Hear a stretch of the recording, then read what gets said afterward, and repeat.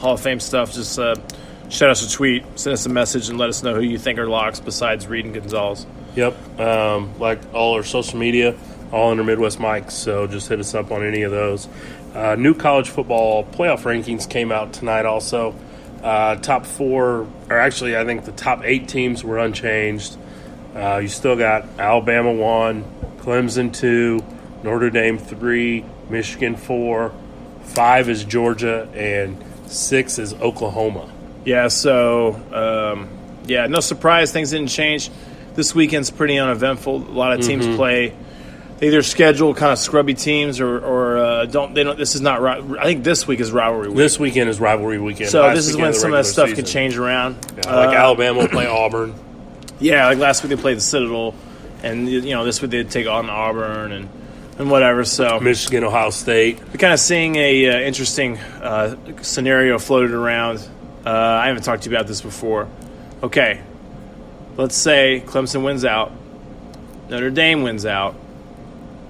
Then all of a sudden, if Georgia goes to the SEC championship and beats Alabama, which they won't, but what if they did? The committee, I don't think there's a shot that the committee drops Bama out of the top 4. I think Bama gets in as 4. And so you get 2 SEC, a non-con, and the winner of the ACC that has really nobody in it. I think it would go a little. I think a lot of people would go a little crazy about that. It's possible, right? Yeah, definitely. I could see that. I think also there's a little bit of chaos that gets thrown in if Ohio State upsets Michigan this weekend. Which, I mean, I don't know. Some people wouldn't even call it an upset. But I think that kind of throws a wrench in everything, too, because then Ohio State goes to the Big Ten Championship game for their division. So the thing is, if Ohio State ends up beating Michigan, goes to the Big Ten, and wins it, I would almost bet that the committee would put through Oklahoma. You think Oklahoma jumps up there? Yeah. I think Oklahoma's going to end up, because of how the other teams have played down the stretch. I think Oklahoma, and I think the committee is. I mean, do they vote? Do they vote based on what they think? For sure. Do they vote a little bit based on what they think better games might be? Yeah, because Oklahoma's more fun. And ultimately, I mean, you can argue with me against this if you want, but money ultimately is the deciding factor. I'll never argue again. That's why they're going to put in the team that they think is going to get the biggest draw. So the most eyeballs to the TV, the most fans to travel to that city for the bowl game. Yeah, and the thing is, as much as they would love to put it through, like say if Notre Dame loses, as much as they would love to put through a one-loss Notre Dame team, because that equals Notre Dame equals ratings, right? Mm-hmm. They won't do that. No. But they would put through a one-loss Alabama. Alabama does equal ratings. And when you watch, we talk about this, I don't think it'll happen after watching teams this year and stuff. I don't even know if, honestly, with Tuya, is anybody close to Bama? Seriously. Yeah, I mean, they're really good. And you're talking about Nick Saban, and then you're talking about this is the best quarterback he's ever had. Yeah. I mean, he won that championship game with they only used him for a half, and they won. And that's something, I had a discussion with another guy about the other day is if, is there another coach that would have had the stones to pull your older quarterback and put in a freshman in that game? Because, Nick Saban, he did it, but if he would have looked like an idiot for doing it, he could have defended it. Hey, I got all these other national championships. I needed to do something to spark my team, so I gave it a shot. Yeah, here's the thing, too. Is there another coach that would have taken that chance? Yeah, and if you really play it out, if Tuya comes out and he really is bad or he's way off, they probably just put Hurts back in, and then they're fine. Those boys are Hurts has proven that he's a professional. Yeah. So he would have got benched and he would have came back in. He would have played. Hurts is 100% professional.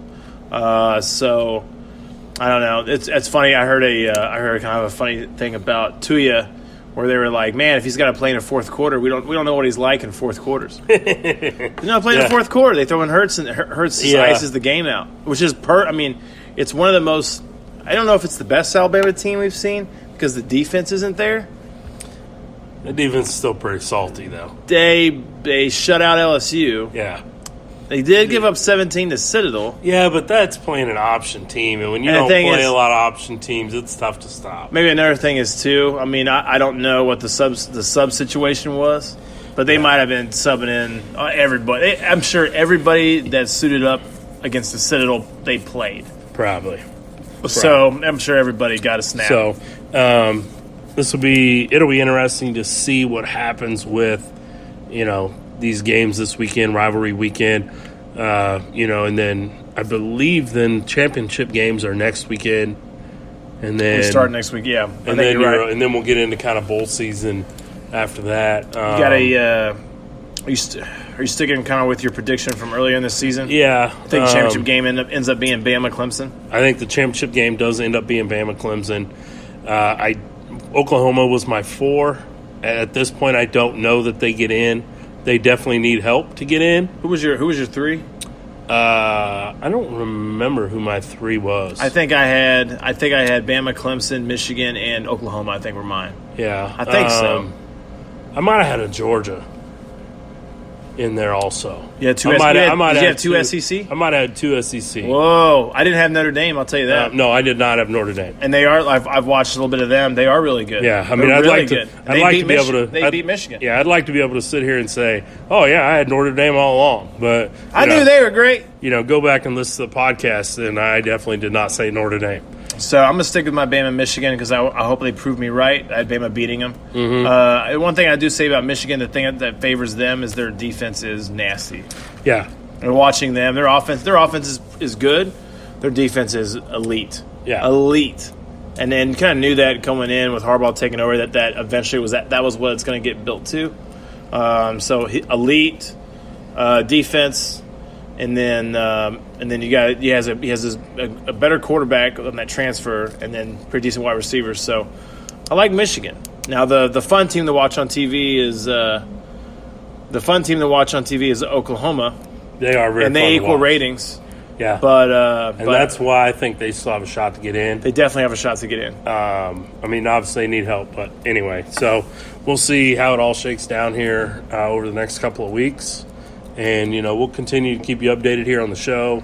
Obviously, you guys can jump out there on Twitter and Facebook and all that and see all those things too. But before we leave college, I just want to talk about Les Miles officially being announced as the head coach at Kansas. Kind of threw it out there as a rumor a few weeks ago because I had heard some things. And, obviously now he's hired. I think Kansas gets 6 wins next year because I think he's going to go recruit his tail off and get some kids in here that can play. They got a pretty good running back that was a freshman. So I see Kansas winning 6 games next year. So I got them winning either 3 or 4 games. I think they win 2 out of the 3 non-cons. I don't think they beat Boston College. And then I think they have a shot to upset somebody in the Big 12. Maybe even 2 teams in the Big 12. So I got 3 or 4 wins next year. I think he's going to need a lot of time to get that program back to where it's at. I also really want to see I don't know if he's hired his assistants yet. I've not seen anything. But I want to see that because if he can get a sharp offensive mind in there, because he's more defense, right? Yeah. So he's a defense guy. And, and the thing really, I mean, I was talking to a guy this weekend, and the thing that really got him fired at LSU was that he couldn't beat Nick Saban. I mean, he was still winning 8, 9, 10, 11 games. If you go through and but he couldn't beat Alabama. Yeah, if you go through his coaching record, it's really good. Yeah. And considering the SEC is pretty tough. Mm-hmm. I don't know what his record he got fired at the beginning of the season. It was like 1-2 maybe. Something like and that. they let him go. I mean, yeah. It was really kind of bizarre. It also makes you think that he might have rubbed somebody the wrong way. Yeah. Kind of like Tech getting rid of Leach or some of these other schools that get rid of these coaches that are actually pretty good. Yeah. Kind of run them off. Politically, it's the thing. So I do think it's a really good move for Kansas. Yeah. I think Kansas football will be relevant. I don't think they'll be relevant in the Big 12 championship conversation next year, but I think within 3 years he can compete for a Big 12 title. So We'll see. It's tough. Big That's 12's tough. Big 12's not easy, so No. you don't have to worry about Texas and Oklahoma. So Yeah. So, all right. Well, moving on here, we'll talk about power rankings. Last week we didn't get to do power rankings show. We did the show with Coach Hare and didn't get to do a second show. So, we'll talk about. Obviously, we're going to talk about the Chiefs-Rams game, but we'll talk about that a little later. Huge game, but we'll get into it. Who you got at 10 this week? my 10's the Vikings. Okay. They lost to the Bears this week. I still think they're a pretty good team. I think they can be a pretty good team. I still think their defense is really good. Their offense is pretty erratic, even with bringing in Cousins. Cousins was the same way in Washington. So I got Vikings at 10. Who's your 10? 10, I got the Ravens at 5-5. I know they got beat this week too, but they're still in the playoff picture in the AFC at 5-5 in a wild card spot. So I'm leaving them in there at 10. They end up losing this week. Yeah, I think they close game. Lamar came in. Yeah, Lamar Jackson came in. Are they and played. switching it? I don't know. Flacco was hurt. I mean, I think they should. I think it's time. Is it Let time the to go ahead? young guy play. Is it time to go ahead and switch it up and Yeah. kind of let Flacco kind of ride off into the sunset? Yeah. That'd be fine. Yep. All right, my number 9, Panthers. Same. Panthers. Still like the Panthers. Same stuff we say. Did they win? Did they win this week? The Panthers did not win this week. They lost to Detroit. Yeah, so It's kind of weird, but Yeah, but they're still 6-4. yeah, still 6-4. Still in the playoffs in the competitive NFC. division. Yeah. Number 9. Yeah. My thing about the Panthers is I do really like all the code. We talk about it every week, but I would say this: the Panthers got no. I don't think they have a chance to win the Super Bowl this year. No. I mean, I just go ahead and just put that to rest. So Yeah. some people like Cam Newton a lot. I don't think the team's there. They've gotten their butt kicked pretty bad by some team. The Steelers killed them, Yeah. stuff like that. So anyways, Panthers are there. Yep. Panthers at 9. 8. My number 8, Los Angeles Chargers. Oh, Chargers, huh? Still got them in the top 10, even though losing to Denver is a bad loss. Was a bad loss. That's at home. Mm-hmm. At home, losing to Denver. I don't feel like Denver's a very good team. I don't feel like Case Keenum's a very good quarterback. It may just be scheme because he played well in Minnesota. But losing to Denver is a bad loss. And the timing is good, though, for the Chiefs because they maintain a lead in the division. They would have had it anyways on the tiebreaker. Yeah. But it's nice to have that one-game lead. So, still got the Chargers. I still Yeah. think they're I still think they're good. Don't get me wrong. I just think it's a bad loss. So, I still think they're sneaky. And if they get that, I still think they're going to make the playoffs. Yeah. I feel I got the Patriots at 8. They had their bye this week. I would have had them at 7 last week had we had a show. But so I bumped them back. I mean, they had a bye. Not really because of anything they did, just because the way other things were falling in some of the other games. So, yeah, 8, I got the New England Patriots. 7, I did go with the Chargers, who you just talked about. Yep. They were at 4 last week for me. I bumped them all the way back down to 7. Again, I mean, that's a bad loss. I know it's a division team, but you got to find a way to win that game. Yeah, I think so, too. If you're an elite team, if you're a top 5 team in the NFL. The thing is, too, when they lose that game, they're not losing to a Brady or a Rodgers or a Mahomes or a Goff that's orchestrating that last drive. They lost to Case Keenum, orchestrating that drive. And they just, I don't know, it just bad. I don't know, bad coaching or what. It was just, it wasn't there. So that's your 7. Yep, that was 7. My number 7, Houston. They're leading the division. Division's pretty decent. I think they're impressive.